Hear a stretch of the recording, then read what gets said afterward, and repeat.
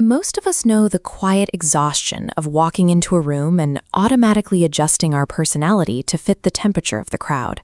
We alter our vocabulary, laugh at jokes we don't find funny, and quietly hide our actual opinions to avoid disrupting the harmony. In psychology, this highly adaptive, chameleon-like behavior is identified as the false self, a rigid, protective persona constructed specifically to shield a vulnerable inner world from judgment. We learn early on that society operates on a strict set of standard specifications. To get the job, find a partner, or simply be invited to the table, we curate a version of ourselves that strictly complies with these external demands, terrified that stepping out of line means being left behind. The cruel irony of this strategy is that it actually works. The world accepts the performance, but the resulting sense of belonging feels entirely hollow. The people around us are only validating the mask, while the person underneath remains completely unseen, quietly starving for genuine connection. The chronic imposter syndrome so many of us carry operates as a highly tuned primal defense mechanism, built to protect us from humanity's oldest and harshest punishment, exile. To understand why we build these masks, we have to look at how a human identity forms. Human infants enter the world entirely unequipped to survive it. We lack the physical and psychological tools to process a loud, massive, and highly unpredictable universe.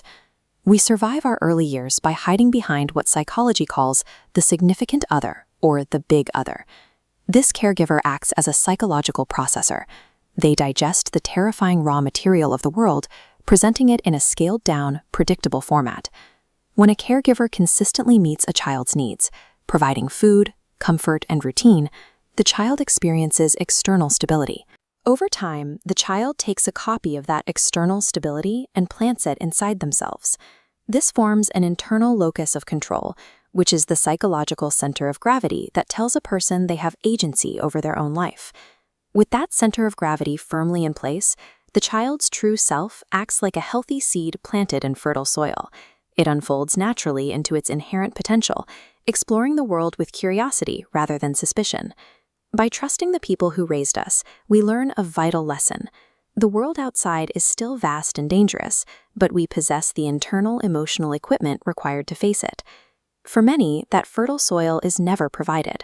Instead of a predictable processor, the child experiences a caregiver who is erratic, critical, or abusive.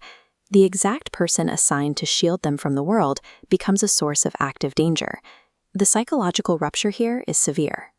When the safe harbor actively harms you, your baseline map of reality shatters. You cannot internalize stability because there is no stability to copy.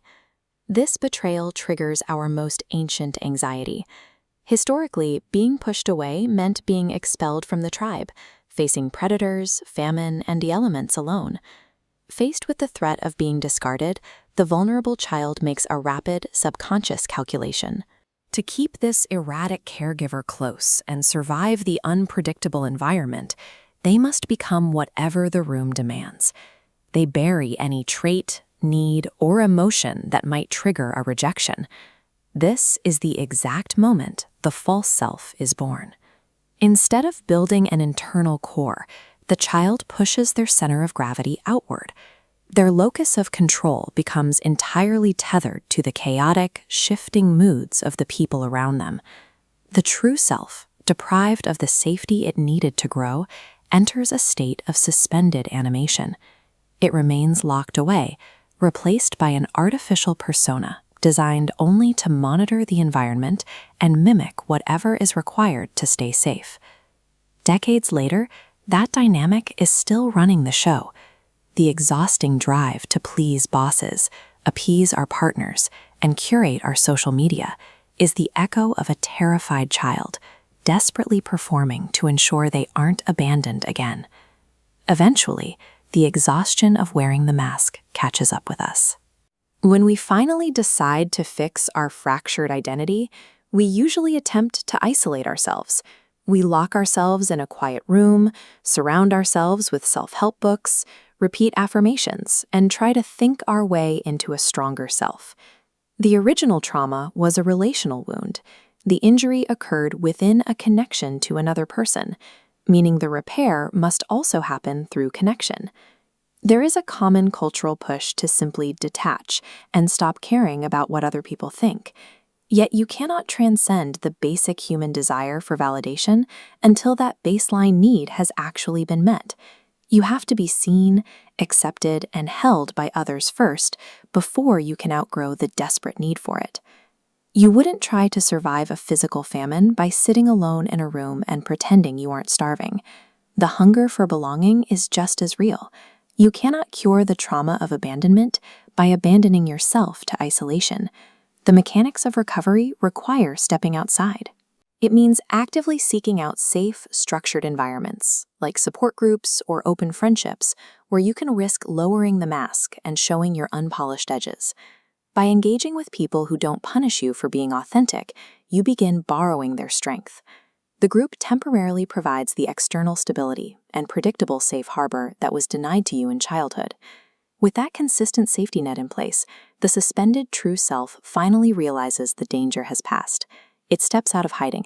As it is consistently accepted by the group, it grows strong enough to pull that center of gravity back inward, reclaiming its internal locus of control. This doesn't mean you lose your social awareness. A healed person still knows how to read a room or navigate a difficult conversation. The difference is that the social mask is now a flexible tool you choose to use when tactically necessary, rather than a rigid cage you are forced to live inside. True recovery is about securing your internal foundation. When your center of gravity belongs to you, you no longer have to perform to justify your existence in the room. You can finally just exist.